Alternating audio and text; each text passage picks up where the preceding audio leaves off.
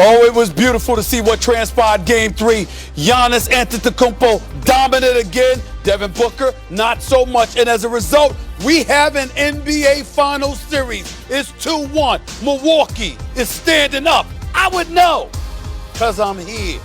First Take crew back in the house after a week off due to routine. We back. Let's go. It's a 0-0 mindset for us. We got to keep getting better in order for us to put ourselves in a position to win the series. We know it gets rowdy in Milwaukee, but I think we're ready for it.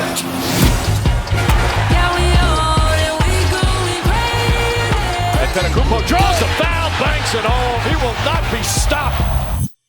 Oh, he throws it down. Cameron Johnson. Giannis Antetokounmpo punishing the Suns back-to-back 40-point final games.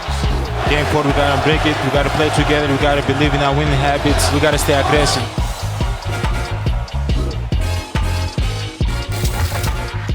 The crew is back, and so is Giannis. We are back on ESPN as well. Finals underway. Stephen A. Smith, Max Kellerman. I'm Molly Karen Rose. I like the beat. Ready to go, fellas?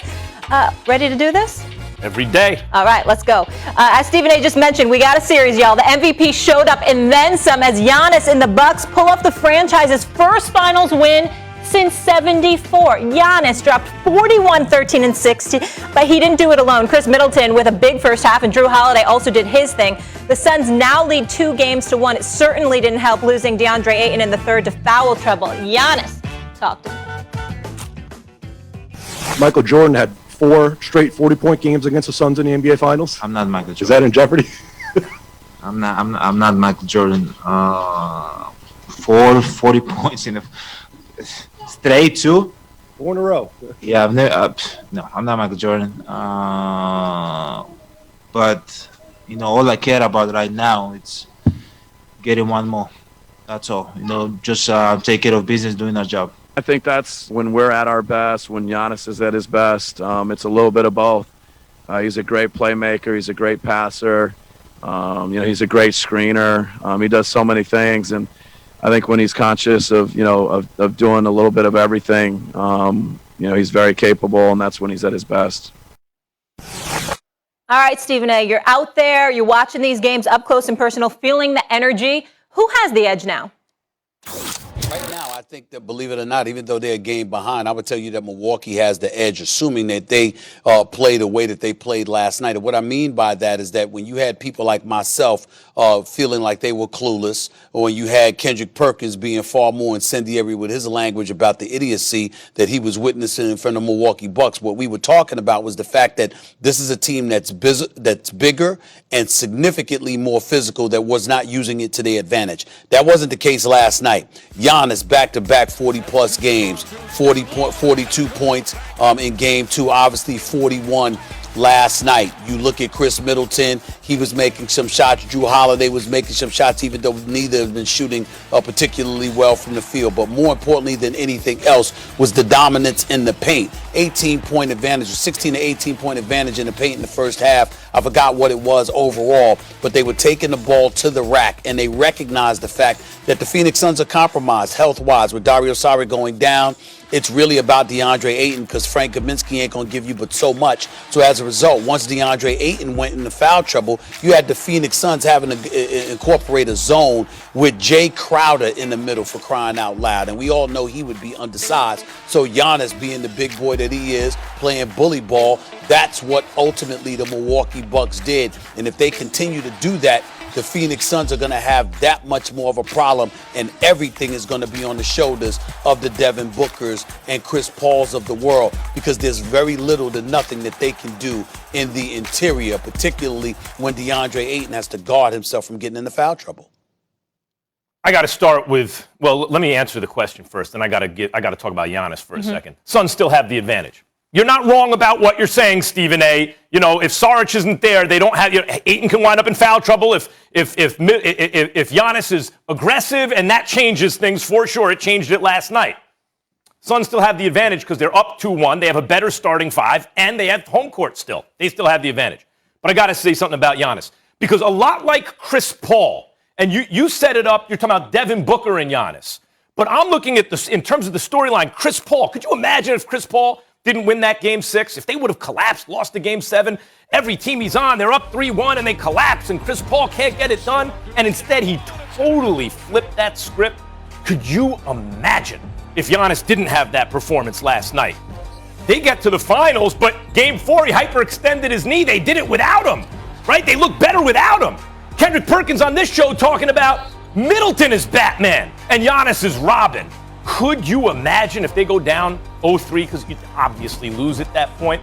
So the stakes were so high for Giannis, and he just did something no one since Shaq has done, no one except Shaq has ever done since we've been counting.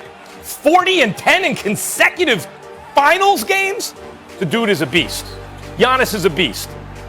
The reason, Stephen A., the Suns will win, however, in spite of the fact that Saric is injured, is look what Monty Williams is doing.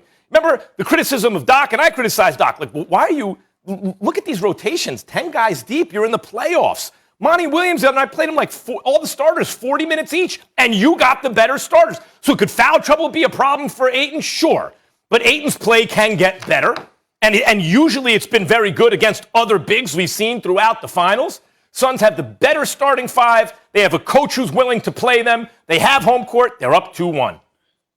Well, first of all, I don't know if we can definitively say they have a better starting 5. Certainly when we look at the way that CP3 and Devin Booker played in games 1 and 2, fine. But when you look at this is not LeBron with AD that we're talking about. This is not KD, Kyrie, and James Harden we're talking about. This isn't something like that. Chris Paul, we understand what he's been delivering in the postseason, and he deserves major, major credit. And he'll go down as one of the top point guards in the history of basketball. And Devin Booker has arrived in terms of the stud and the star that he is. But when you look at Giannis, and then you look at Middleton, and then you look at Jrue Holiday, I'm not certain I'm willing to definitively say that this is that the Phoenix Suns have the better starting 5. Last night it didn't look that way, but games 1 and 2 it did look that way. So we see how this series could potentially go, and we understand that in the end, what Phoenix has is a better perimeter play.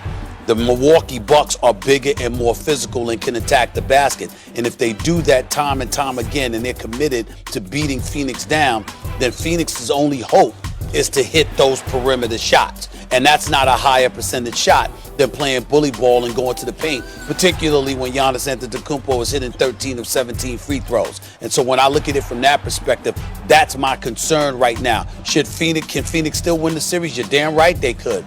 But they got to make shots, and they can't have Devin Booker shooting 3 or 14 from the field and sitting out the fourth quarter because his legs feel so heavy that Monty Williams wants to prioritize game 4 and rest him. That's a problem. I find it very unlikely, knowing what I know about Devin Booker, what I've seen through his career. I find it very unlikely he's going to have poor shooting night after poor shooting night.